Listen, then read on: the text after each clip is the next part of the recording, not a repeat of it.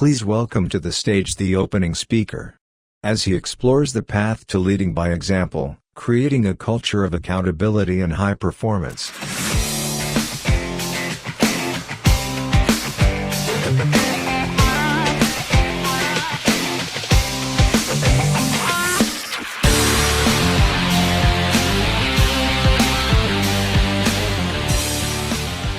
Bună dimineața!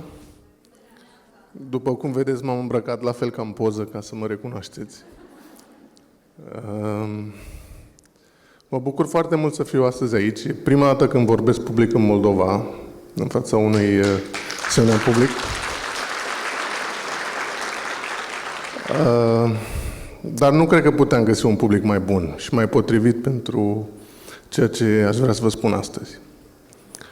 Și înainte de a începe prezentarea, vreau să încep cu o scuză.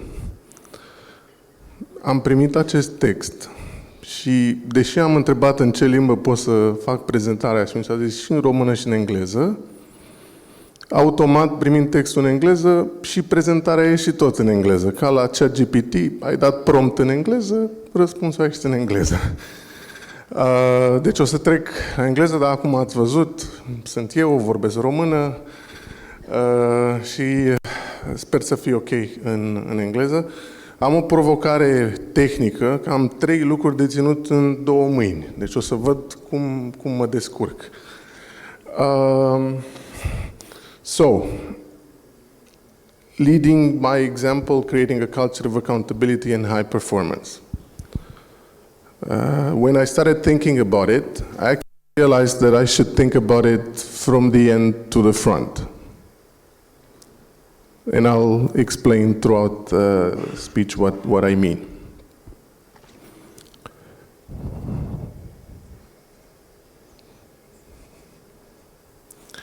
Now,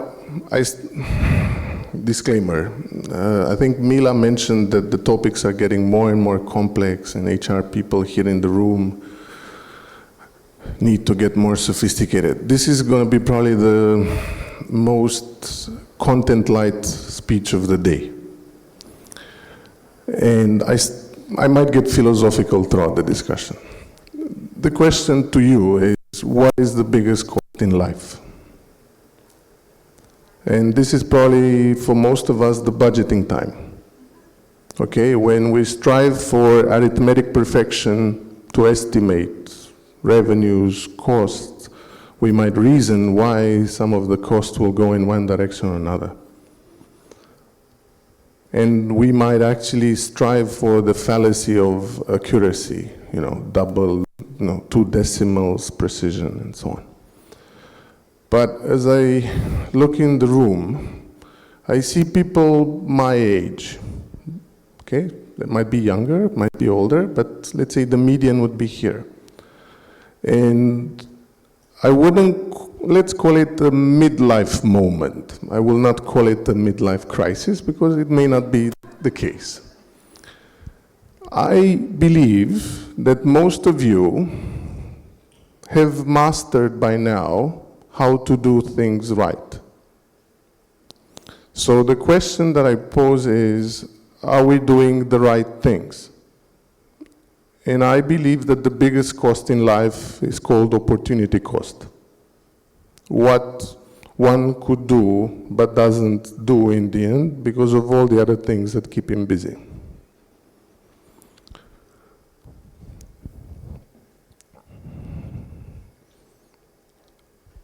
As I don't deem myself very inspirational, I try to find a quote to reflect this.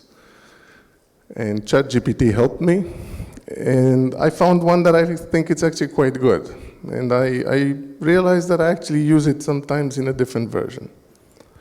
And it goes like this: as a day well spent brings a good night's sleep, so life well used brings happy death. And I'm sorry to talk about death, but ultimately it will come. Okay? So, to the point of opportunity cost. Why are we here? Why do we come to work? I understand salary matters. It matters also to me. But I believe that within reason, there are other things that matter more. And I don't expect anyone to work for half the page just because they're inspired. But I believe that there is something more that we should do. And this is what I would like to convince you about.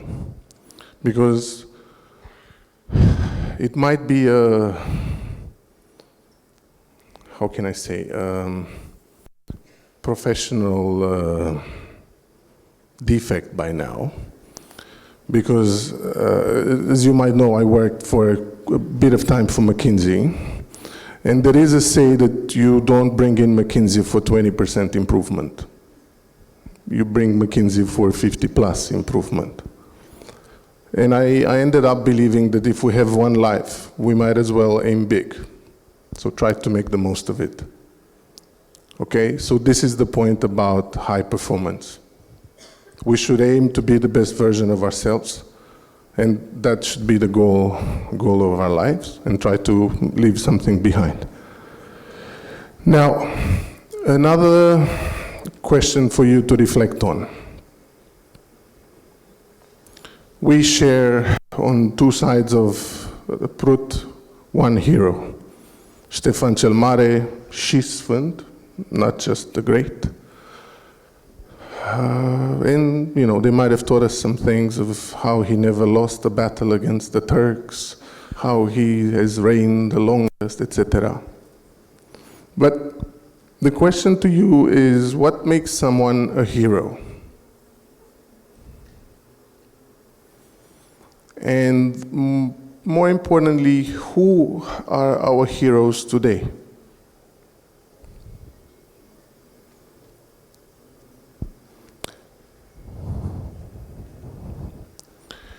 I actually believe that what we're dealing with today, bigger, more complex issues, more divided societies. And until Sunday, I could have come to you and say, you know, you in Moldova, you have it tough. It's, and, you know, knife's edge, clearly two sides divided. Unfortunately, I have to say the same thing about Romania.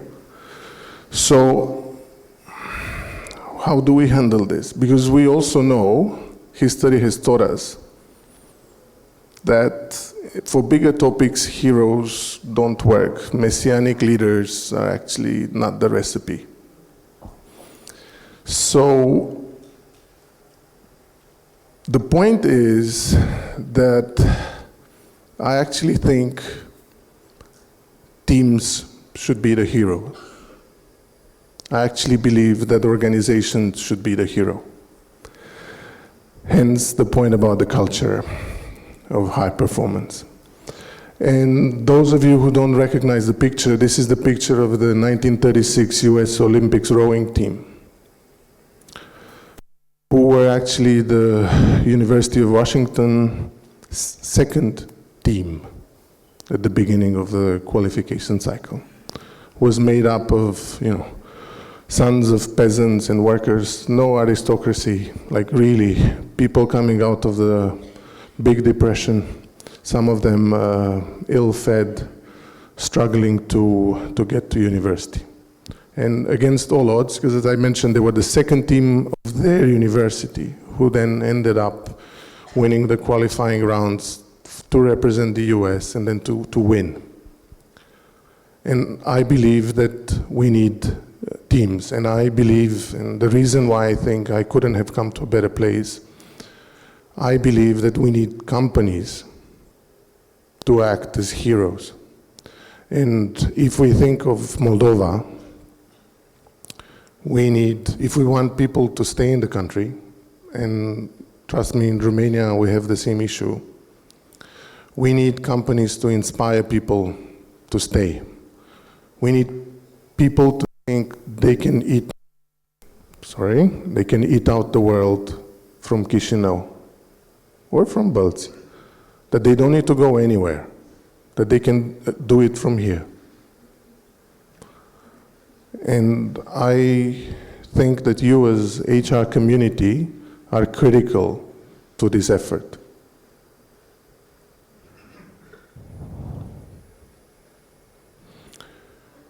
I also believe firmly that there is nothing inherent, intrinsic in us as Moldovans, as Romanians, to aspire to greatness. If you think of heroes, there were, let's say, people who were brave enough to take on a challenge that seemed impossible, which seemed unrealistic, seemed crazy. If anyone would have betted on these guys to win the Olympic medal, it would have been called crazy. So, you know, dreaming big, it seems perhaps crazy. But I would like to reflect on the fact that we've been told so many times that there's not much more that we can do, that we may end up believing it, and it's actually not the case. So,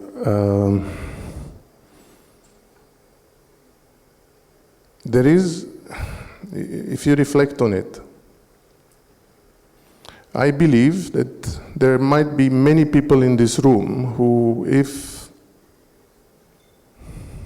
you reflect on your own journey, you would reach the conclusion that you've gone farther than you thought you would. And you would identify significant challenges that you have overcome. And I think it's actually quite a useful exercise to look back at your own life and see yourselves as heroes of your own life. And why am I saying this? Because I believe that individually we can be successful. We know it. Each of you probably consider yourself successful. The question is, how can we collectively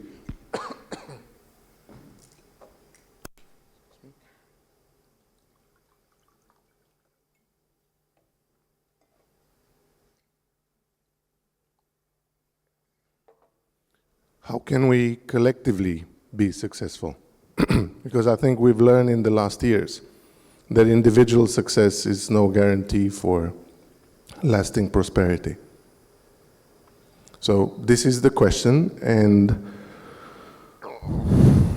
what we have done at Purcari is we have actually come out and say that we aspire to being great. So early October, we went out and said that we want to become a global champion in winemaking. And we want to do this in a way that inspires people to work together and to achieve great things together. And there is, let's say, a national dimension of how people in Moldova can do it. But for us, it's already a regional dimension. It's how we can bring Moldovans, Romanians, Bulgarians, and soon to be, hopefully, other nationalities to achieve great things. Because if you elevate yourself a bit, what we see in Moldova, it's also in Central Europe. The lack of, a greater outlook, the lack of confidence in our success, it's not something that affects only Moldova or Romania. And by doing this, we actually made a commitment. I now stand in front of you and I say that this is what we want to be. And from now on, each of you, when you meet me, you can tell me that I'm not living up to this. And I will take the feedback. And our colleagues can also tell me that there is a gap between what we say and what we do. And I expect them to do this, and I think that by doing this, we'll be closing the gap. So for us, this is the first point, committing publicly and becoming accountable to what we aim to be. So now you all know, and you can all challenge. Now, I will also take the point that we're far from being a global champion, not only in the scale, but also in the practices. But I strongly believe that what matters is not a single moment performance, but actually the trajectory that you're on. And I don't know about you, but if I reflect on me, I've never been the best in any of the groups of humans that I've been. But what has taken me further is that I kept on going. And some of the guys that were better than me at that moment stayed there. So what really matters is how you improve from one day to another, how you keep getting better. We will make a lot of mistakes. The point is to have the focus on learning from these mistakes.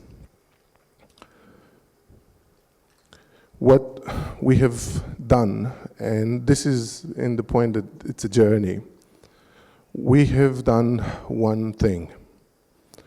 We have built what we consider a set of rules for the leadership team. There are, okay, we're not that, how can I say, creative, but there are 10 rules. I will share a few of them with you. We aim to learn from each other, to look after each other, but we're also tough to each other. We're tough on content, we aim to be soft on people. We are a team, but we're not a family, which means that people stay in the team as long as they perform. If one doesn't perform, one would have to leave the team. We will be sad, but this will be the case. And I might be the first one. We will see. We have an obligation to engage, speak up, but also accept. We do not play the tragic triangle. There are no victims, there are no saviors. And what matters is how far we want to go. And as I said, some people might get off at some point, but the journey should continue and should be about the institution, not about a specific individual. Of course, if we're talking about a culture of accountability, this needs to get pervasive in the organization, and the rest of the organization, not just the leadership team, needs to live by.